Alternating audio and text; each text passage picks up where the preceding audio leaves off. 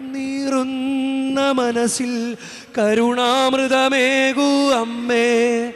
തളരാതെ എന്നെ നീ കാത്തിടണമേ.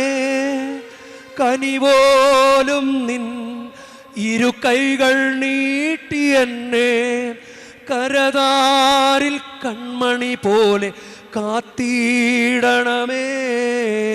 അമ്മേ മാതാവേ, നിൻ മക്കൾ ഞങ്ങൾക്കായി ഏകീടണമേ നൽവരങ്ങൾ.